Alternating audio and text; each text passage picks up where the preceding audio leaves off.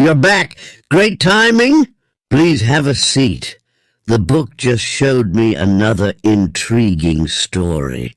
It is a concept I'm not familiar with. It's about Mark going on his first date. Forgive me, but what's a first date?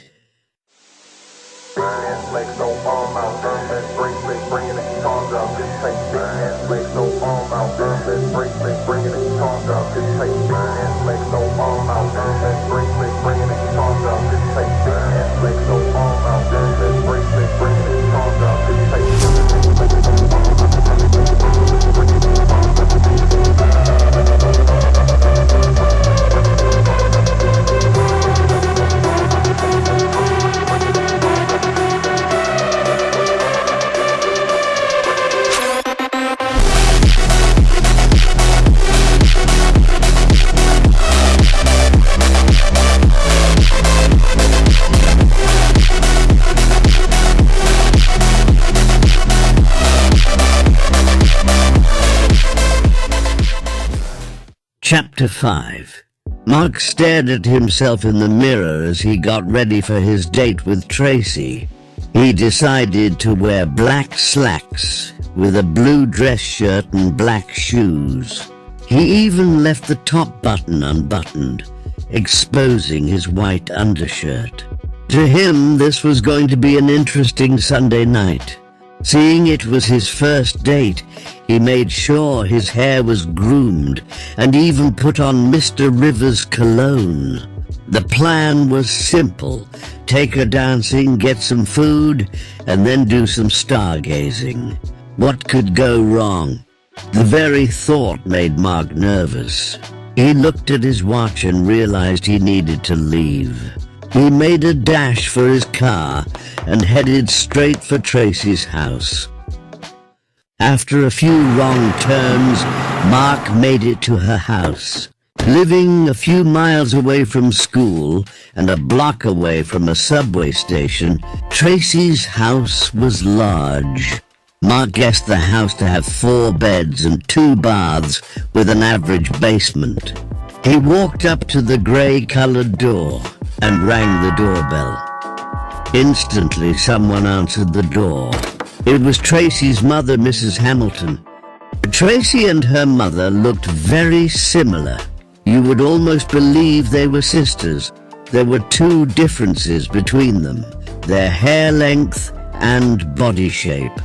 Mrs. Hamilton kept her hair long and was round-shaped, while Tracy's hair was short and her body was more pear-shaped. "You must be Mark," she said with a smile. "Please come in." Mark entered the house. He got that homey feel, but knew that they were artsy people. Paintings and sculptures filled the house, along with flowery walls and tiled floors. Mark sat down on a very comfy sofa in the living room. He almost felt like sleeping in it. "Tracy told me about you," Mrs. Hamilton said. "Thank you for saving her. I don't know what I'd do if she were gone." Mark stood up. "Don't worry, I'll protect her." She smiled. "I'm glad you're different from her previous boyfriends."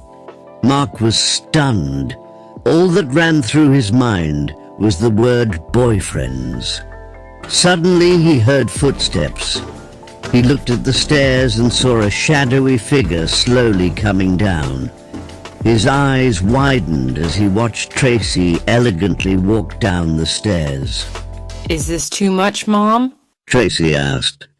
Tracy wore a short red halter dress with a small V-neck.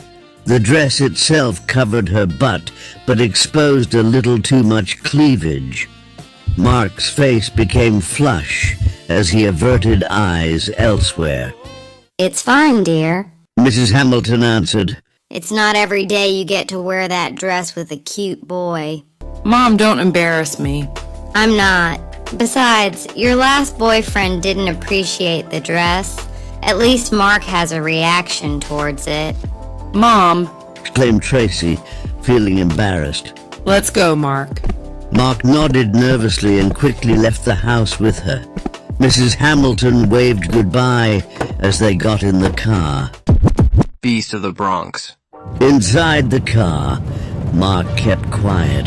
Tracy looked at him with a sad look before she stared at the car floor. Sorry about my mom. She tends to blab things to people that she likes. So, you've had boyfriends? Mark asked nervously. Yeah, She answered. that was during my freshman and sophomore year. I was naive and thought they really liked me. Turns out I was nothing more than eye candy to them. My first boyfriend cheated on me, and my last boyfriend, well, he seemed to keep his distance. Mark looked puzzled. Keep his distance? I don't follow.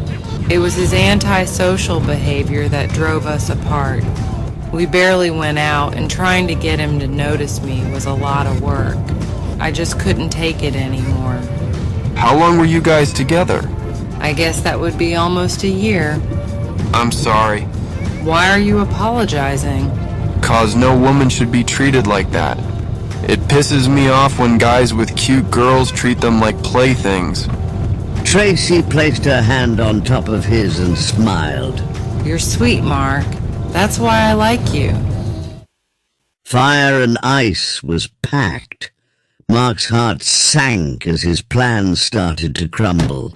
They got back into the car and headed toward the Italian restaurant, Gardenia. Luckily, the place wasn't packed. They sat down near a large family and a young couple. After looking at their menus, they were ready to order. I'll have chicken Alfredo. Tracy said, closing her menu. And I'll have chicken scampi. Replied Mark, closing his menu. The waiter nodded as he wrote down their orders. He took their menus and left. Tracy looked around the restaurant with a smile. She fixed her eyes upon Mark, who was sipping his soda. He looked up and blushed. What? Can I look at you? Yeah. Replied Mark as he averted his eyes. Am I embarrassing you? Tracy asked. No, it's just what? I've never had a beautiful girl give me the time of day. It's all new to me. Tracy was stunned. Although they met through a bad situation, she truly was glad for their meeting. The longer she stared at him, the more her heart yearned for him. You really are sweet. She muttered. Suddenly, the waiter appeared with their meals. He set their food down and left. They both stared at their food, letting the smell entice them. Tracy grabbed Mark's hand and began to say a small prayer. Mark quickly shut his eyes and bowed his head. Afterwards, they picked up their utensils and dug in. Mark smiled happily with every bite. As they ate, they talked about various topics. They even sampled each other's food. The night was going well. That is, until the bill came.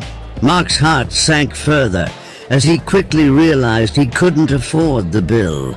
Tracy looked at the bill and quickly opened her purse. You don't... Mark began, but was quickly silenced by Tracy. Just handle the tip, okay? The waiter came by and took Tracy's card along with the bill. Minutes later, the waiter came back with her card and 2 slips of paper. She signed the merchant copy and handed it to him. The waiter smiled as he glanced at the tip underneath the napkin. He left. So where to next? Asked Tracy with a smile. Beast of the Bronx. Mark drove to a spot near a construction site. The site was where the new Sears building would be built. They both got out of the car and stared at the site. Although it was dark, they could make out the different construction vehicles, as well as the framework. Mark, why are we here?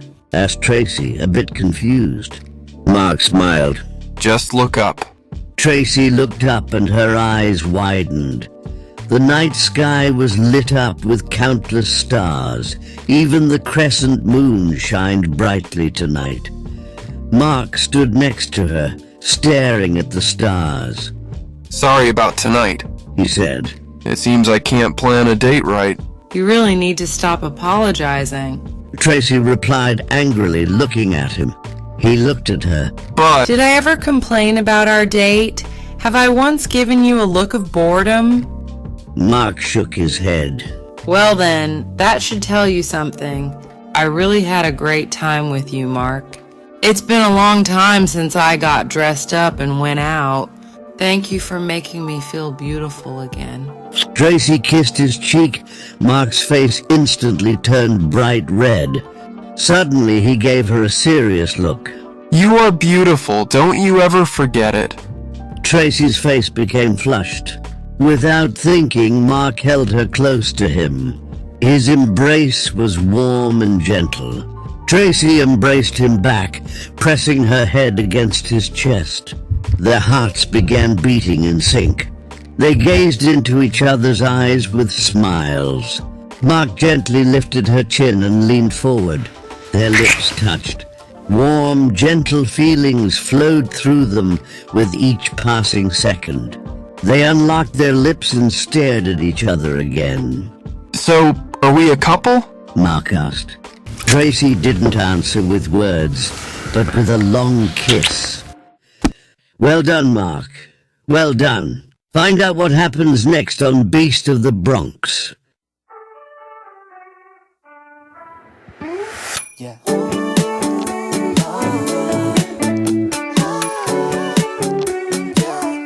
Would it be cool to say?